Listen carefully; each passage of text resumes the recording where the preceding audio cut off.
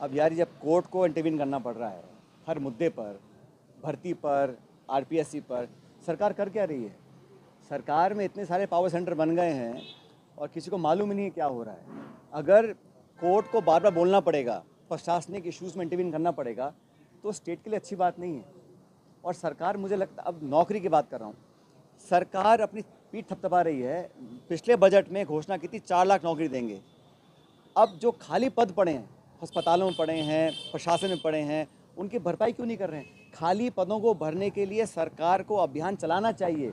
On a war footing, government of Rajasthan should launch a drive to fill up vacancies. जो backlog है, जो पुरानी vacancies हैं, हज़ारों हजार वैकेंसीज़ पड़ी हैं, वो खाली पड़ी हैं, कोई कारण नहीं है। तो सरकार ने अब तक 1 साल 2 महीने हो गए हैं, बैकलॉग भरने के लिए, सरकारी नौकरियों के लिए कोई प्रभावी कदम नहीं उठाया है। सिर्फ आंकड़ों का खेल खेल रहे हैं, सदन में आके भाषण दे जाते हैं और धरातल पर कुछ हो नहीं रहा। इसलिए नौजवानों के भविष्य को सुरक्षित करने के लिए राजस्थान सरकार को तुरंत प्रभाव से अभियान चलाना चाहिए भर्तियां भरने का। इतनी सारी पोस्ट खाली पड़ी हैं, इसको भरने का कोई सरकार को कोई जहन में नहीं है।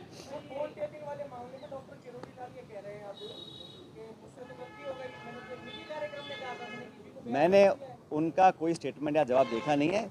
जो मीडिया में आया है, भाजपा की कार्रवाई जो उनके खिलाफ हुई है, मैं उस पर संदर्भ, उन्होंने क्या बोला मुझे मालूम नहीं क्या बोला।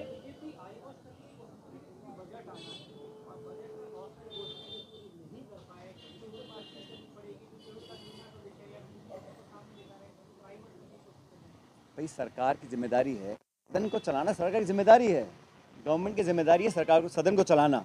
अब सदन में आपके मंत्री आरोप लगा रहे हैं, आप जवाब नहीं दे पा रहे हैं। आप जो अब तक सदन चला है, मुझे लगता है सरकार गंभीर नहीं है। वो शायद चाहती चर्चा ही ना हो, वो सदन को चलाने के मूड में ही नहीं है।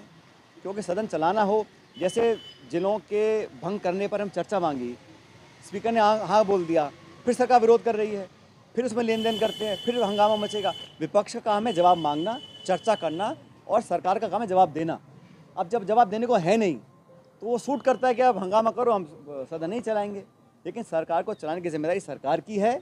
और मैं तो कहना चाहता हूँ सरकार को हर मोर्चे पर अपना स्पष्ट मत रखना चाहिए।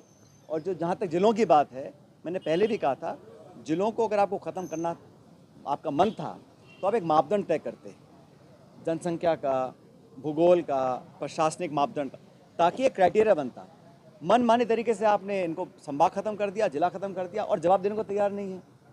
अगर आप एक फ्रेमवर्क बनाएंगे, उस क्राइटेरिया के आधार पर आप जिलों को रखें या निरस्त करें, बात समझ में आती है। मनमानी तरीके से आप जिला शक्ल देख के हाँ या ना कर रहे हैं, ऐसे नहीं चलता है। तो सरकार को जवाब देना पड़ेगा।